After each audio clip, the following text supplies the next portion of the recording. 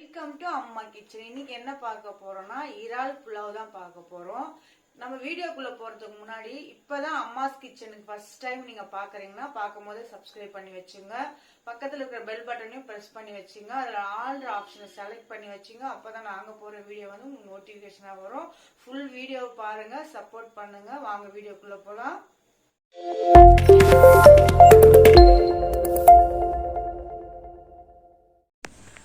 நான் வந்து 1 கிலோ எறா எடுத்து க்ளீன் பண்ணி கழுவி வச்சுருக்கேன் அது புலாவ் பண்ணுறதுக்கு. அதுக்கப்புறம் வந்து ஒரு மிக்ஸி ஜார் எடுத்துகிட்டு முதல்ல மசாலா போட்டுடலாம். ஒரு 4 பச்சை மிளகா எடுத்துக்கிறேன். அது கூடவே கொஞ்சம் கருவேப்பிலை, கொத்தமல்லி, புதினா எல்லாம் சேர்த்து அதை அரைச்சி எடுத்துக்கலாம். அரைச்சி எடுத்து நான் அதை கூட நான் வந்து மசாலா பண்ணுறதுக்காக இந்த மாதிரி செய்யும் போது ரொம்ப டேஸ்ட்டாகவும் இருக்கும், டிஃப்ரெண்ட்டாக இருக்கும். அதனால் நம்ம வந்து இதை அரைச்சி எடுத்துக்கிறேன்.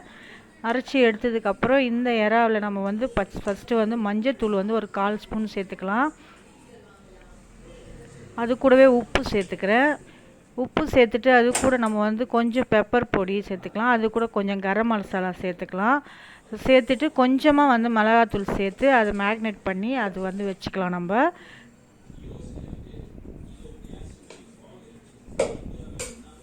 இது எல்லாமே சேர்த்ததுக்கப்புறம் நம்ம வந்து மிக்ஸ் பண்ணிடலாம். பாருங்கள், அதை அரைச்ச விழுதியும் நம்ம வந்து அது கூடவே சேர்த்து நம்ம மிக்ஸ் பண்ணி வச்சிடலாம். அதை மிக்ஸ் பண்ணிவிட்டு நம்ம வந்து நல்லா ஒரு 10 நிமிஷத்துக்கு நம்ம வந்து மேக்னேட் பண்ணி ஒரு மூடி போட்டு நம்ம வந்து சேர்த்து வச்சிடலாம். அது கூடவே நான் ஒரு இஞ்சி பூண்டு பேஸ்ட் 1 ஸ்பூன் சேர்த்துக்கிறேன். இஞ்சி பூண்டு பேஸ்ட் 1 ஸ்பூன் போட்டுட்டேன். 1 ஸ்பூன் தனியாத்தூள் சேர்த்துக்கிறேன். அது கூடவே வந்து கொஞ்சமாக வந்து பெப்பர் பொடி சேர்த்துக்கிறேன். சேர்த்து நல்லாவே இதை வந்து மிக்ஸ் பண்ணி எடுத்துக்கலாம். மிக்ஸ் பண்ணிவிட்டு வந்து ஒரு 10 நிமிஷத்துக்கு நம்ம வந்து ஒரு மூடி போட்டு நம்ம வந்து இந்த மசாலா நல்லா ஊறி அதில் வந்து ஒட்டி பிடிக்கிற மாதிரி வச்சலாம். அதுக்கு மேலே கொஞ்சமாக வந்து புதினாவையும் சேர்த்து நான் வந்து மிக்ஸ் பண்ணி வைக்கிறேன். வந்து மிக்ஸ் பண்ணிவிட்டு மூடி போட்டு ஒரு 10 நிமிஷம் நம்ம வச்சிடலாம். அதுக்கப்புறம் வந்து நம்ம பிரியாணி செய்யறதுக்கு ஸ்டார்ட் பண்ணலாம். இப்போ பாருங்கள், 10 நிமிஷம் ஆயிடுச்சு. நம்ம வந்து பிரியாணி செய்யறதுக்கு ஸ்டார்ட் பண்ண போகிறோம். நான் வந்து இந்த கப்பில் 3 கப்பு அளவுக்கு நான் வந்து பாஸ்மதி ரைஸ் எடுத்திருக்கேன். அதை நல்லா வந்து அரை மணி நேரத்துக்கு நல்லா ஊற வச்சு தான் வச்சுருக்கேன். அதில் வந்து மெஷர்மெண்ட்டுக்கு நான் வந்து 1 கப்பு அளவுக்கு தண்ணி சேர்த்து தான் வச்சுருக்கேன். நான் எப்போவுமே அப்படி தான் செய்வேன். பிரியாணி செஞ்சாலும் அப்படி தான் செய்வேன், இந்த மாதிரி புலாவ் செஞ்சாலும் அப்படி தான் செய்வேன். ஒரு பாத்திரம் வச்சுக்கலாம். அந்த பாத்திரத்தில் வந்து ஒரு 3 ஸ்பூன் அளவுக்கு நான் வந்து நெய் சேர்த்துக்கிறேன்.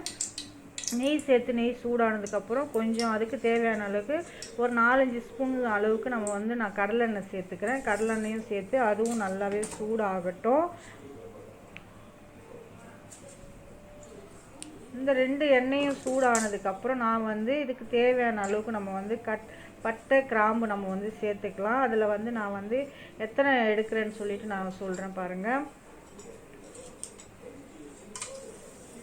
ஒரு 4-5 ஏலக்காய் எடுத்திருக்கேன். அது கூடவே வந்து ஒரு 3-4 பட்டை, சின்ன பட்டை 4 பட்டை சேர்க்குறேன். அது கூட வந்து கொஞ்சமாக வந்து சாவித்திரி சேர்த்துருக்கேன். ஒரு 5 கிராம்பு சேர்த்துருக்கேன். அது கூட எல்லாம் நல்லா வெடித்து வரட்டும். நல்லா வெடித்து வரும்போது பிரிஞ்சி இலை வந்து ஒரு 2 இலை நான் சேர்த்துக்கிறேன். சேர்த்து அதுவும் நல்லா அது கூட நல்லா எண்ணெயில் சூடானதுக்கப்புறம் நம்ம வந்து வெங்காயம் கட் பண்ணி வச்சுருக்கேன். அந்த வெங்காயம் வந்து நான் வந்து ஒரு 4 வெங்காயம் கட் பண்ணி வச்சுருக்கேன். அந்த வெங்காயத்தை நான் அது கூடவே நான் சேர்த்துக்கலாம். அது சேர்த்து நல்லா கோல்டன் ப்ரௌன் ஆகிற வரலாம் நல்லா வதக்கி எடுத்துடலாம். நல்லா அது வெங்காயம் நல்லா வதங்கணும். எப்போவுமே பிரியாணியாக இருந்தாலும் புலாவாக இருந்தாலும் வெங்காயம் நல்லா வதங்கும் போது டேஸ்ட் நல்லா கொடுக்கும். இப்போ வெங்காயம் நல்லாவே வதங்கிடுச்சு. அது கூடவே நம்ம வந்து 3 ஸ்பூன் அளவுக்கு இஞ்சி பூண்டு நான் சேர்த்துக்கிறேன்.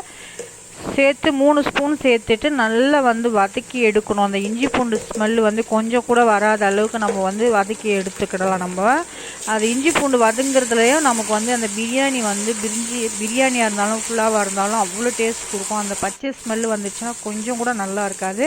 அதை நல்லா வதக்கி எடுத்துடலாம். எடுத்ததுக்கப்புறம் அது கூடவே நான் வந்து பச்சை மிளகா வந்து ஒரு 4-5 பச்சை மிளகா வச்சுருக்கேன். அதையும் அது கூட நான் வந்து சேர்த்துக்கிறேன். அதையும் நல்லா வதக்கி எடுத்துடலாம்.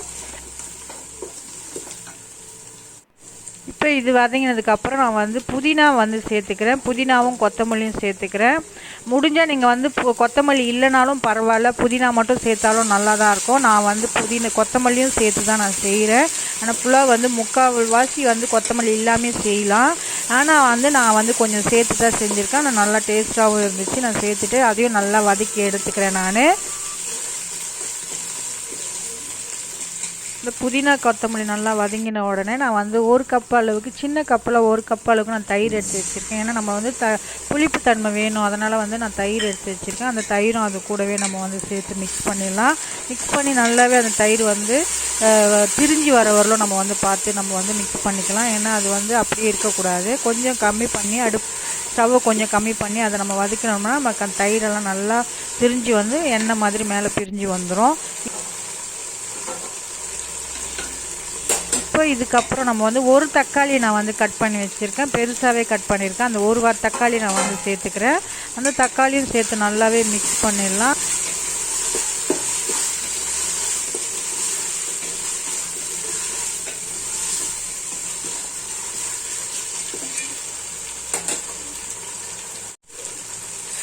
இப்போ தக்காளி மிக்ஸ் பண்ணிடலாம். மிக்ஸ் பண்ணதுக்கப்புறம் 1 ஸ்பூன் அளவுக்கு நான் வந்து கல் உப்பு சேர்க்குறேன். உங்கள்கிட்ட கல் உப்பு மெஷர்மெண்ட் இருந்தால் கல் உப்பு சேர்த்துக்கணும், இல்லைனா சால்ட்டு சேர்த்துக்கோங்க. ஆல்ரெடி நம்ம வந்து இறால் மசாலா வந்து வச்சுருக்கோம், அதுலேயும் உப்பு போட்டிருக்கோம். நம்ம இதுக்கு தேவையான உப்பு போட்டு நல்லாவே நம்ம மிக்ஸ் பண்ணிடலாம். பாருங்கள், நல்லா மிக்ஸ் பண்ணி அந்த தக்காளி வந்து நல்லா குழைவாக ஆகணும்னு ஒன்றும் இல்லை, முழுசாக இருந்தாலும் பிரச்சனை இல்லை. இப்போ இதுக்கப்புறம் நம்ம வந்து எடுத்து வச்சுக்கிற மசாலா போட்ட இறால் வந்து நம்ம அதோட சேர்த்துக்கலாம். இறால் இதோட சேர்த்து நல்லா மிக்ஸ் பண்ணிடலாம். அது வந்து அந்த ஊறிட்டு நல்லா ஒரு 10 நிமிஷத்துக்கு மேலே ஊறினாலும் பரவாயில்ல. நல்லா ஊறிச்சுன்னா அந்த மசாலா வந்து அந்த இறால் கூட நல்லாவே ஒட்டி பிடிக்கும். நம்ம அதையும் சேர்த்து நல்லா மிக்ஸ் பண்ணி கிளறி விட்டுடலாம். கிளறி விடும் போது நமக்கு அதிலேருந்து எண்ணெயெல்லாம் நல்லா நமக்கு வந்து பிரிஞ்சு வரும்.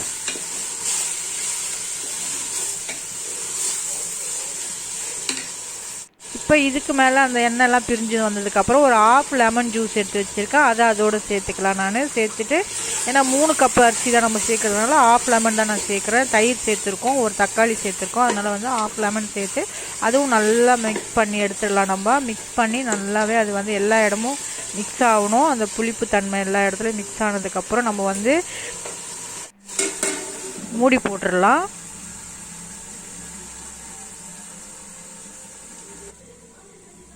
இப்போ நம்ம வந்து மூடியை திறந்துடலாம். மூடியை திறந்ததுக்கப்புறம் நான் வந்து ஊற வச்சுருக்கிற அரிசியும் நம்ம வந்து அது கூடவே சேர்த்துட்டு, அதுக்கு வந்து நான் வந்து 3 போட்டிருக்கேன். நான் அந்த கப் அளவுக்கு நான் வந்து அதில் வந்து 4.5 கப்பு நான் வந்து தண்ணி சேர்த்துக்கிறேன். ஆல்ரெடி நான் 1 கப்பு சேர்த்துருக்கேன். அதுக்கப்புறம் நான் வந்து 3.5 கப்பு சேர்த்துட்டு நல்லா மிக்ஸ் பண்ணிடலாம். மிக்ஸ் பண்ணி நம்ம வந்து இப்போ நல்லா மிக்ஸ் பண்ணியாச்சு. இதுக்கு மேலே நம்ம வந்து ஒரு மூடி போட்டு வச்சிடலாம். மூடி போட்டு வச்சதுக்கப்புறம் நல்லா தண்ணி வற்றி வரும். இப்போ திறந்து பார்க்கும்போது நமக்கு மூடி எல்லாம் தண்ணி நல்லாவே வற்றி வந்திருக்கும். பாருங்கள், அதாவது ஒரு 4-5 நிமிஷத்துக்கு வச்சாலே தண்ணி நல்லாவே ட்ரை ஆகிடும். இப்போ பாருங்கள், நல்லாவே வற்றிடுச்சு. இப்போ நம்ம வந்து அதுக்கு நல்லாவே ஃபுல்லாக இடமும் நம்ம அப்ளை பண்ணிவிட்டு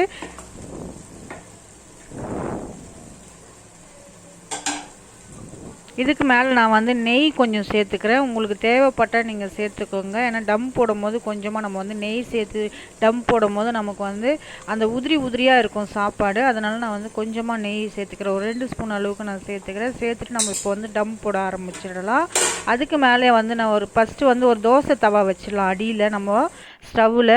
அதுக்கு மேலே வந்து சாதத்தை தூக்கி அந்த சாதத்தை வச்சுட்டு அதுக்கு மேலே மூடி போட்டு ஒரு பாத்திரத்தில் வச்சு அதுக்கு மேலே நல்லா டம் போட்டு வச்சிடலாம் நம்ம. இப்போ பாருங்கள், நான் எல்லாமே வச்சுட்டு நம்ம டம் போட போகிறேன்.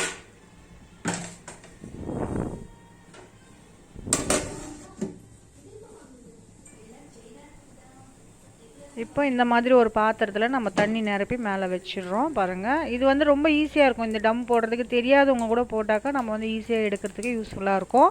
இந்த மாதிரி டம் போட்டுட்டு பாருங்கள், அது வந்து ஒரு 1/2 மணி நேரத்துக்கு டம்மில் இருக்கட்டும். அதுக்கப்புறம் ஆயிடுச்சு 1/2 மணி நேரம். நான் வந்து திறக்கிறேன். பாருங்கள், திறந்து பார்க்கறதுக்கு போது நமக்கு வந்து சாப்பாடு வந்து நல்லா உதிரியாக சூப்பராக எம்மியாக வந்திருக்கும். பாருங்கள், அப்போ பாருங்கள், அட்டகாசமாக வந்திருக்கு. பார்க்குறதுக்கே வந்து நம்மளுக்கு இறால் புலாவ் வந்து அவ்வளோ அட்டகாசமாக செஞ்சுருக்கோம். பாருங்கள், கண்டிப்பாக இந்த மாதிரி நீங்கள் ஒரு தடவை நீங்கள் ட்ரை பண்ணி பாருங்கள். ட்ரை பண்ணால் அவ்வளோ ஈஸியாக செய்ய முடியும். பிகினர்ஸ் கூட அவ்வளோ ஈஸியாக செய்யக்கூடிய அளவுக்கு தான் நம்ம மெத்தட் வந்து நம்ம வந்து எப்போவுமே நம்ம வீடியோவில் வந்து அப்லோட் பண்ணுவோம். பாருங்கள், இவ்வளோ அழகாக வந்திருக்கு.